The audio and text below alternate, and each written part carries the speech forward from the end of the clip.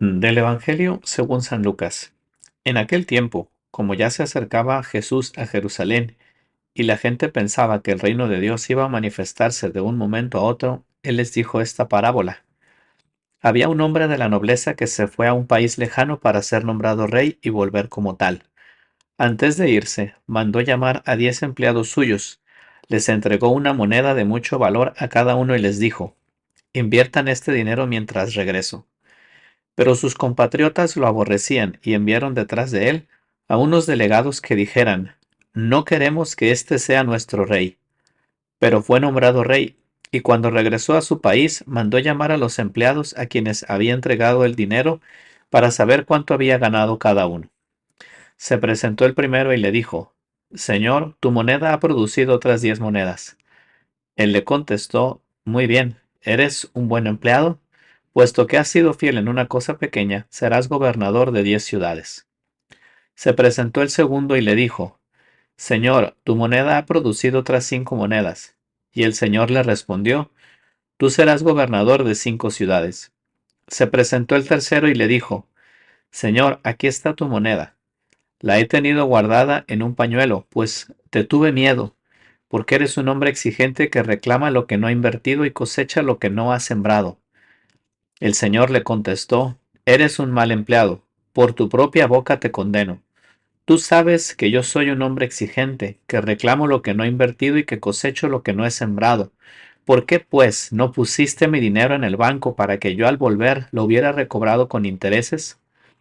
Después le dijo a los presentes: quítenle a éste la moneda y dénsela al que tiene 10. Le respondieron: Señor, ya tiene 10 monedas. Él les dijo: les aseguro que a todo el que tenga se le dará con abundancia, y al que no tenga, aun lo que tiene se le quitará. En cuanto a mis enemigos, que no querían tenerme como rey, tráiganlos aquí y mátenlos en mi presencia. Dicho esto, Jesús prosiguió su camino hacia Jerusalén al frente de sus discípulos. Este evangelio está puesto en un contexto muy preciso, que es la subida de Cristo a Jerusalén. Y además, también el tema del reino de los cielos. Cristo pues se está acercando ya al momento de su pasión y de su muerte, y por eso al final hace esta referencia, pues en concreto a los fariseos, a los doctores de la ley, que no querían tener a Jesús como rey. Y esto nos hace pensar justamente en que quien reparte todos estos talentos o bienes o monedas, pues es precisamente Jesucristo, y las reparte en el contexto de la eternidad. La verdad es que cuando yo leo este evangelio, eh, pues como que entro en conflicto por pensar, por un lado, en ese Jesús misericordioso que habla de la oveja perdida, que habla del hijo pródigo, que habla de la dracma perdida, que va y consuela y le regresa la vida a ese hijo de la viuda, y en tantos pasajes del Evangelio donde uno podría ver a ese Jesús que es misericordia. Y por otro lado, como que apuntando al cielo una vez más y apuntando a la eternidad, Jesús en este Evangelio contrasta completamente porque se pone rudo, se pone difícil, es un Señor exigente. El mismo Evangelio lo dice, incluso, no sé, hasta casi podríamos pensar que algo injusto o demasiado duro, porque pues trata a este hombre que no invirtió con muchísima firmeza, y por otro lado, pues al final también, ¿no? Manda a justiciar a aquellos que no estaban con él. Es un señor exigente, pero por otro lado, además, pues vemos también a quien le dan las monedas, y bueno, en el primero y el segundo caso podríamos pensar: no, pues es gente con cualidades y es gente con dones, y el tercero, pues se ve que tenía muy poquitas luces, que no era una persona tan cualificada, que incluso como que hasta a uno le puede dar un poco de lástima el hecho de decir: oye, mejor no se lo hubieras confiado si tú sabías que le ibas a meter en un lío y que iba a terminar así. Por eso nada más le diste un denario, porque no tenía muchas cualidades, como que, ¿por qué lo hiciste? ¿No? Y pues me hace pensar mucho este texto, porque en el fondo también tenemos que ver que este hombre confía.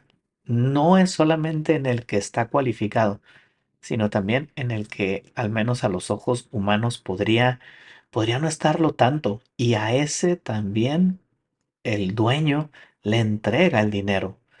El dueño podría haber llevado perfectamente el dinero al banco y no necesitaba de ese hombre para hacerlo crecer. Y sin embargo, también es generoso porque le entrega esto.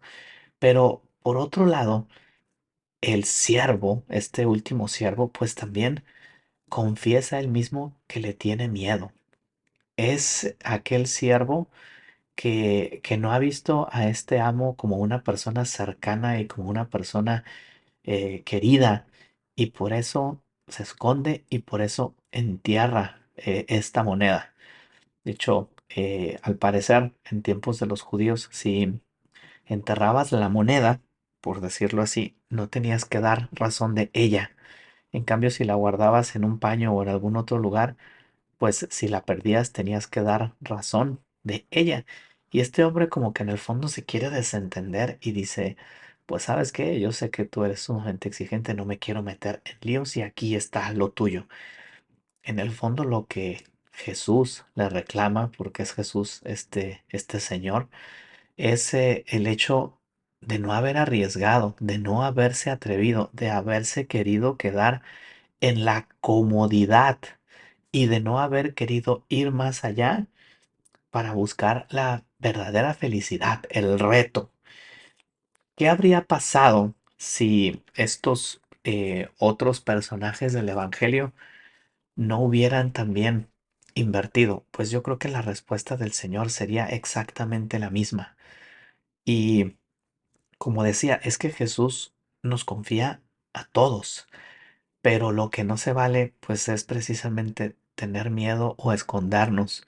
Y esto me hacía también un reclamo a la conciencia en el pensar que, que como cristianos, pues tenemos que ser muy valientes. Cristo aquí no habla de los talentos naturales, sino habla de los talentos sobrenaturales, es decir, de aquellos que Él te ha entregado. Y bueno, los naturales a fin de cuentas también nos los dio Él, ¿no? Pero como que nos dice, oye, este es el negocio de tu vida. O sea, una vida fracasada es aquella que no ha llegado al cielo y que no ha llegado a su meta de la eternidad. Y por eso nos invita a que como cristianos tengamos que ser valientes y arriesgados. Me hacía pensar mucho, pues ahora que lamentablemente hemos visto también hace ya algunas semanas estas escenas de Valencia, ¿no? Pues de esa gran inundación que hubo y cómo van las personas y se llenan de lodo y sacan y ayudan y dices, pues estas personas van y están invirtiendo lo que tienen por ayudar a los demás. O me hacía pensar mucho en los primeros cristianos, cómo estaban buscando modos para poder inculturizar la fe y para hacérsela pues más atractiva o más comprensible a aquellos que estaban evangelizando. Y me llama la atención cómo lo lograron y cómo llegaron a crear verdaderamente una cultura cristiana, teniendo quizá todo el mundo en contra de ellos, siendo quizá una minoría que realmente no significaba y no pintaba nada en aquel entonces, pero salieron de su comodidad, apostaron, pusieron a funcionar aquello que Dios les había entregado, porque el mundo no era lo que ellos esperaban, pues se pusieron a trabajar y se pusieron a sacar el lodo y se pusieron a evangelizar. Creo que como cristianos pues tenemos ese gran reto. Ahora que viene la fiesta de Cristo Rey, pues tenemos que preguntarnos verdaderamente quién es el Rey de nuestra vida y cuánto estamos apostando por él. Y al inicio decía que este evangelio está muy enfocado en el tema de la eternidad o del reino de los cielos. Un talento que Dios nos dio a todos, pues es nuestro tiempo. No sabemos cuántas monedas son, es decir, no sabemos cuántos días nos quedan aquí en la tierra, porque pues uno puede pensar que quizás siendo joven le queda mucho tiempo y a lo mejor no es tanto. O alguien que puede pensar que, pues bueno, ya tengo una cierta edad, entonces calculo que me pueden quedar 20, 30 años. No sabemos realmente cuántas son las monedas de tiempo que tenemos ahora en nuestras arcas, pero lo que sí es verdad es que Jesús te las está confiando. Lo que sí es verdad es que quieren que las inviertas y lo que sí es verdad es que quieren que den fruto para la eternidad. El negocio más importante de nuestra vida, el triunfo o el fracaso de una vida está precisamente pues en llegar al reino de los cielos. Entonces, en otras cosas podemos decir que podríamos tener miedo, podríamos no apostar, podríamos enterrar el talento que Dios nos ha dado. Pero en este tema de la eternidad, creo que tenemos que ser muy atrevidos y muy valientes porque este es el gran reto de la vida, es la gran apuesta, no la podemos perder.